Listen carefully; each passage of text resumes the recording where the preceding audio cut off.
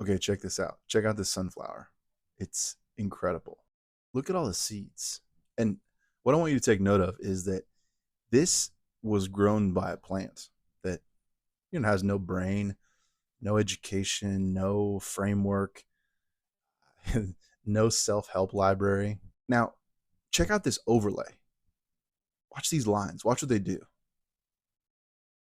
It's incredible. If you count the spirals going clockwise, and then you count the spirals going counterclockwise, you get two different numbers every time in every sunflower. 34 one way, 55 the other. Sometimes in the larger heads, 55 and 89. Always two consecutive numbers from the same sequence. Nobody told the sunflower to do this. It just does because of the sequence. This pattern, the Fibonacci sequence, is the most persistent organizing principle in the natural world. And it wasn't designed by a person. It just is there. Today, I want to make a case that this pattern is also found in human transformation, that the arc from territory 1 to territory 7 is not a framework I invented. I simply discovered it. It's a pattern. And once you see it, you cannot unsee it. The Fibonacci sequence is a very simple rule in mathematics that produces very complex results. The rule is very simple. Each number is the sum of the two before it. And you can see it here on the screen. I'm going to read the numbers to you. 0, 1, 1, 2, 3, 5, 8, 13, 21, 34, 55, 89, 144, and on and on and on till infinity. It starts at nothing, not even a number. It starts at 0. And then the smallest number possible, 1. And then it goes to 1 again. No growth yet, just the beginning, just the seed. And then something remarkable happens. The numbers start to grow, slowly at first, 2, 3, 5, but then they grow faster, 8, 13, 21, and then faster still, 34, 55, 89, each number carrying the weight of every single number that came before it. This is not just exponential growth. It's something much more interesting. It's growth that knows where it came from.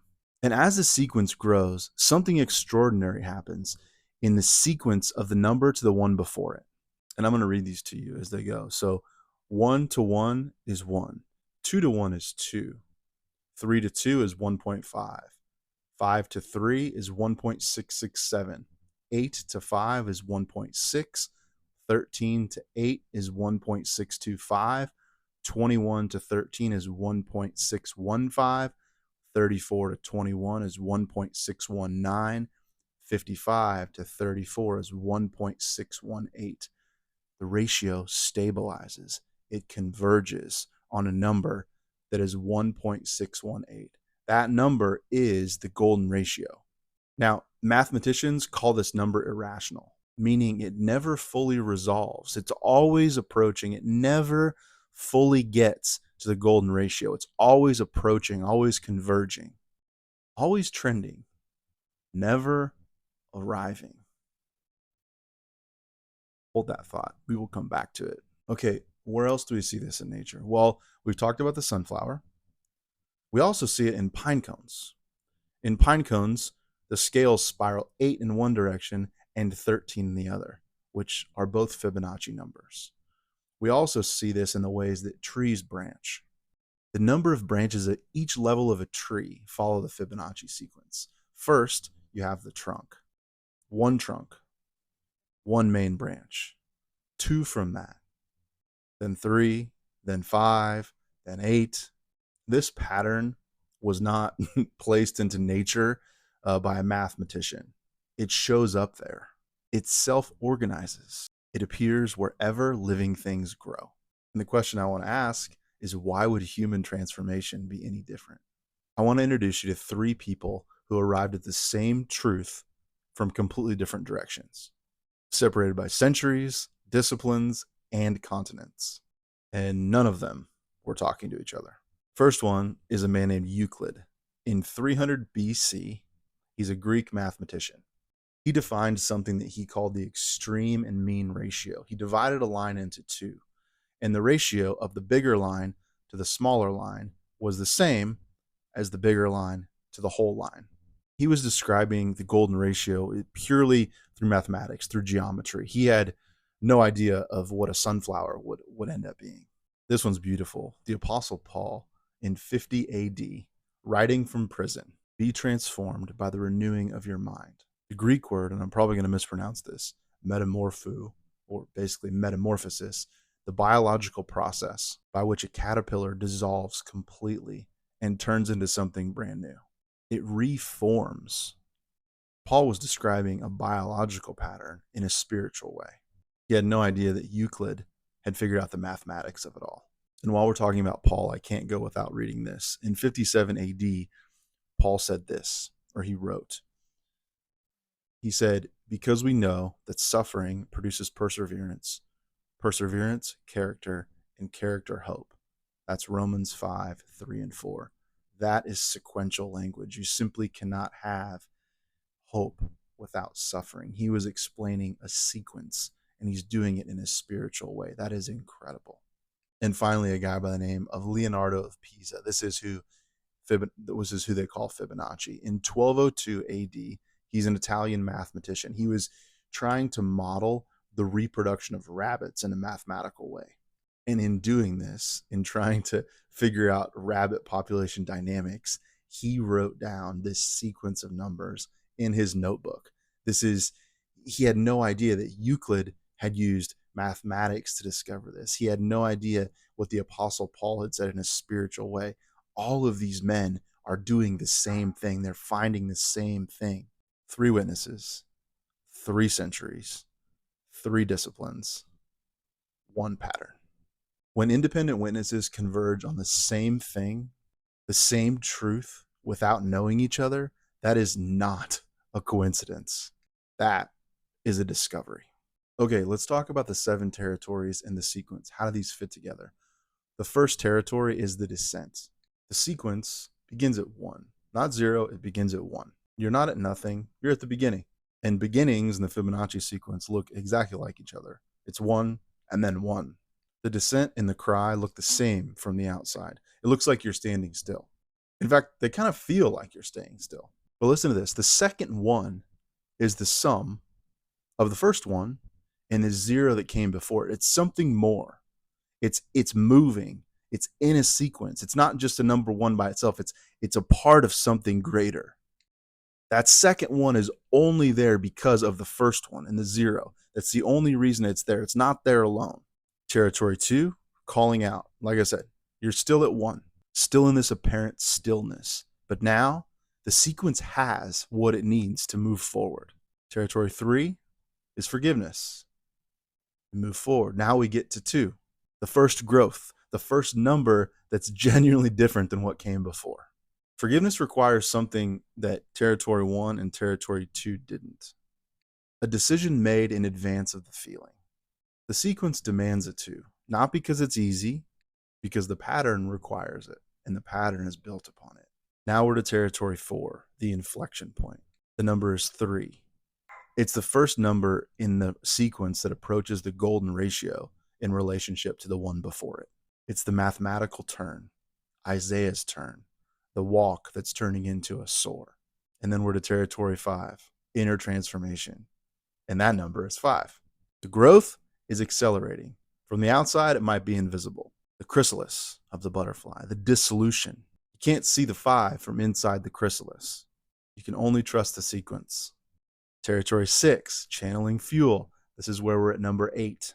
The momentum, it's undeniable now. Think Joseph when he's out of prison. The fuel has a container. The pain has a purpose. The sequence is finally finding its stride. Territory 7, thriving. This is when we're at 13. And then Ruth in the field. Faithfulness comes before outcome. The bridge you've been walking becomes the ground that you stand on. But wait, why does my framework go to territory 7 at 13 when Rafi's number is 89? Because the framework maps the arc and the significance score maps the depth. And 89 is where the depth reaches its fullness, where the illumination becomes so bright it's undeniable.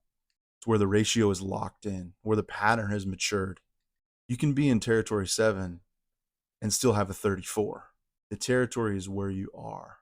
The score is how deeply you're living it out. I need to tell you why 89 is the number.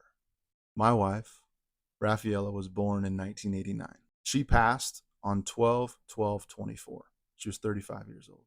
When I was building the significance score and I was working through the mathematics, looking for an anchor number that represented the fullness of the vertical life, I landed on 89, the Fibonacci number where the ratio fully stabilizes, the number where the pattern has reached mathematical maturity.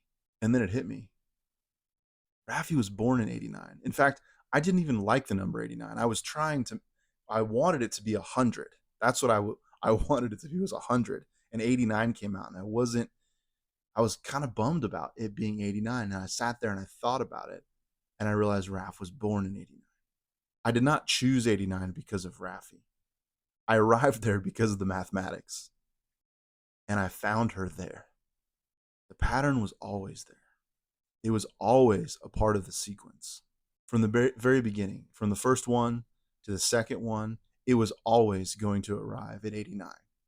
Rafi's transformation was always connected to this framework. The curriculum was always going to be the map. Nothing was wasted, not 1 year of it. Remember the phrase I asked you to hold on to? Always trending, never arriving. The golden ratio is irrational. It approaches 1.618 forever without resolving. The Fibonacci sequence never stops. It goes 89, 144, 233, 377, 610. It keeps building, each number carrying the weight of everything before it. It's not a limitation. That's the nature of the vertical life. You don't arrive at significance the way you arrive at a destination. You trend toward it. You build toward it. Every territory you walk adds to the sequence. Every one you carry becomes a part of the two that follows. Every three becomes a part of the five. Once again, Paul, he said, I have learned in whatsoever state I am in, therewith to be content. The word learned, not arrived, not achieved, learned through the process, through the sequence, through the territories. Thriving is not arriving. It's the orientation of someone who stopped fighting the sequence and started trusting it. I want you to look at your own sequence. The one at the beginning of your story, the one you didn't choose, the descent.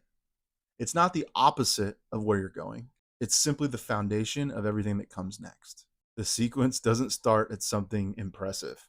It starts at one, and then one again, and then it builds slowly, invisibly, until the growth becomes undeniable. You're not behind in the pattern. You're inside it.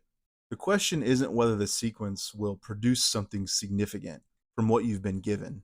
The mathematics says it will. The question is whether you'll trust the sequence long enough to see it. Rafi trusted it from inside a stage 4 diagnosis. With no guarantee of a harvest, she said thank you. She chose the direction before the destination was visible. And that's the thank you. It has always been the thank you. It's about orientation. It's not about outcome. And just as the sequence trends towards the golden ratio, we, in the sequence, trend towards Jesus. 13 videos. The full Thank You Bridge series. We named the descent. We cried out, honestly. We made the structural decision to forgive. We turned, even when we couldn't feel the turn. We stayed in the chrysalis long enough. We let the pain become fuel with a direction. We chose faithfulness before we could see the outcome. We measured where we are in the moment with a significance score. And now we discovered that the pattern is always there. From the first video to this video, you've walked the bridge. The framework doesn't end here. The sequence doesn't stop at 89. The bridge doesn't end. It becomes the ground that you stand on. If you're at territory 1 right now, you're not lost. You're at 1, and then 1. In the sequence, it knows exactly where it's going. If you're at territory 7, take the significance score again. The gap between your first score and the score you have now is the bridge you've crossed. No one can take that from you. The pattern, it was always there in the sunflower, in the pine cone, in Euclid's geometry, in Fibonacci's rabbits, in Paul's writings, in the Bible, and it's in your story. It is the author's signature on our lives. If you want to take the significance score, go to thesignificancescore.com. Take the quiz. It takes 2 minutes. It's 8 questions. It's very easy. Guys, if this has been helpful, please subscribe. There will be more videos to come. Thank you for being here. It's been such a joy spending this time with you.